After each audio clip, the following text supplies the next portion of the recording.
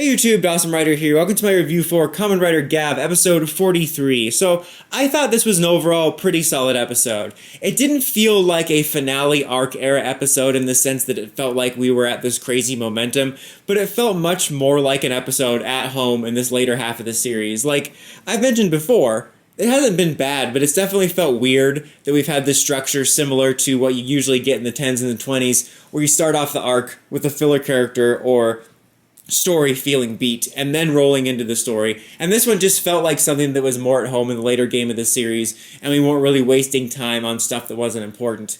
You mainly went back and forth between the storyline about Shouma and his uncle, and then a little bit more of the setup with the villains with the President and Neville and stuff. And the stuff with Shouma was overall pretty good. As expected, he wasn't mad at Honto for holding back information. They kind of built that up a little, like, oh, is he going to be mad? But I never thought he would be. He's just kind of more nervous about meeting him. Like when he shows up at the shop, he's like, oh, this is weird. He feels more like a stranger now that I know we're family.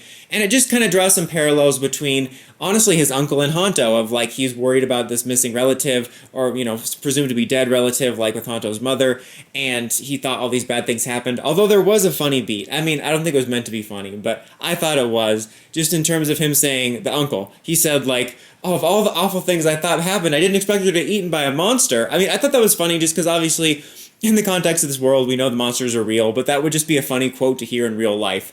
Kind of a morbid thing, but I don't know, I just thought it was funny. Regardless, they're kind of drawing parallels between him being worried and, you know, Honto's reaction when he found out, and kind of the debate of wanting to know versus the reaction you have when you finally do know. And Shouma decides to hold off on telling him, and there is a nice conversation with him and Honto about that, and it kind of shows how far they've come and how they overcame that. But I don't know, I wonder what they're going for here with this, because last week I honestly thought Honto not saying anything to either of them was going to lead him to an investigation that was going to get him in trouble or something. So maybe that's what they're going for, is like him still not knowing he might get himself into trouble, unless they're going to go for him having a big negative reaction. Like, I don't know, it just seems kind of small potatoes to be building up to. Like, it's a nice story, but I'm going to be honest, I'm not exactly excited for him to tell his uncle about this. Like, I'm just curious why they're holding off on it. He said that, like, the uncle did. He said, like, okay, I don't know if I'm ready to hear this information, but I also have to remember that my sister always put one foot in front of the other, so I don't know. It didn't seem like he would be in that much shambles, so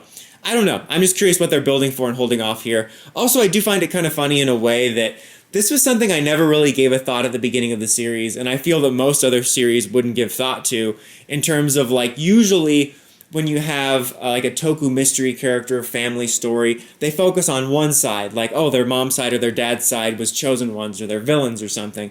And then you very rarely touch on the other side of the family unless it's just the parent, or there's a story about both families being, you know, or like a Romeo and Juliet thing. But you know what I mean? Like most series, you would just focus on the Granite family, and the only character you would spotlight would be his mother. And the fact that there's a little bit of a story playing out about his extended family there is kind of interesting and unique. Then you have the President actually visiting Earth and kind of causing trouble and being like, oh, we're going to rule them all someday, which was kind of a nice thing. I'm still not that hyped up about him as a final villain, but at least him presenting himself there and causing a little bit of havoc, as well as showing some stuff with Neville running more tests in the background. I'm not sure what they were getting with at the end. Like, is he going to try to experiment more on Gavv? I'm not sure, but it felt a little bit more momentum building to the finale. I'm curious who the final big bad's going to be. I don't think it's going to be the President. I think I in part have a hard time seeing him as the final big bad, because I honestly thought he was going to be a mini arc that the Stomach family was going to overcome and then being the final villains. I mean, we still have Longo in play. A lot of people think it's going to be Neville.